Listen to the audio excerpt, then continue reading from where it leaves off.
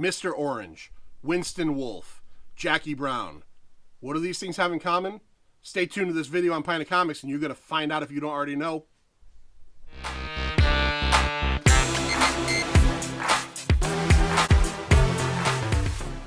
Welcome to Pint of Comics. I'm John, and we are here to talk about another great book from our friends at Quarto. Please check out Quarto Knows. We're going to get that in here somewhere or in the link somewhere.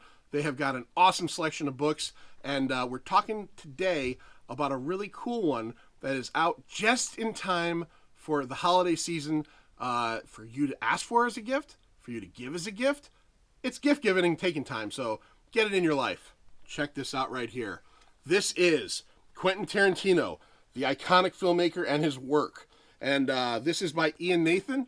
If you saw our Alien Vault video, Ian is the guy who is a pretty impressive film critic and writer from over the pond in bloody England. That was a bad accent on purpose.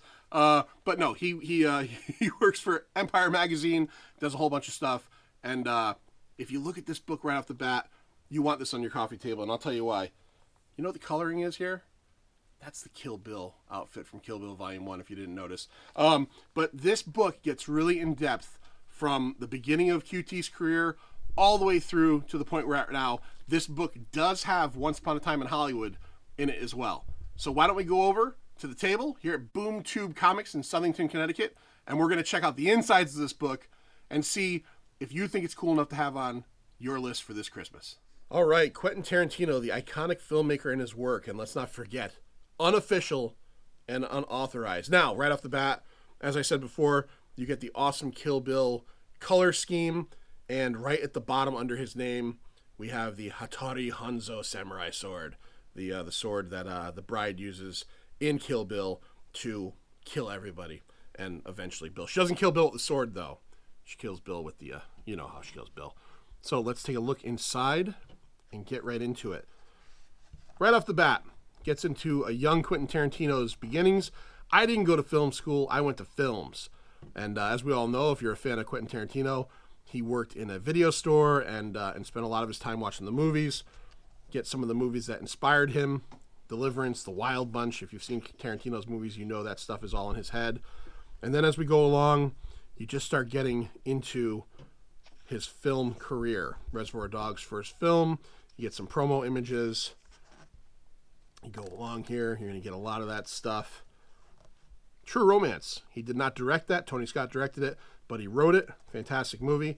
Again, Natural Born Killers, another one he wrote. That's what's great about Tarantino, is he writes a lot. Salma Hayek in From Dusk Till Dawn. I ain't got nothing to say about that. Pulp Fiction. All right. Pulp Fiction. And as we go along, here's one of the cool features of this book. I'm not going to pull it all the way out, but you have a timeline here. Okay. A timeline of Quentin Tarantino from 1983 and then all the way up to 2019. Once Upon a Time in Hollywood comes out, and this thing folds out. So we actually have a nice fold out here that gives you films that he was starred in, films that he directed, films that he acted in, wrote as well. And really, it's a fantastic book. It's a fantastic read. Gets really in depth into his thought process and into why he made the movies he made. And again, if you're a fan, I don't see any reason why you wouldn't want this in your life. You get the poster there for Grindhouse, the double feature film he made with Robert Rodriguez. He did the Death Proof part. Rodriguez did Planet Terror. I saw that in the theaters.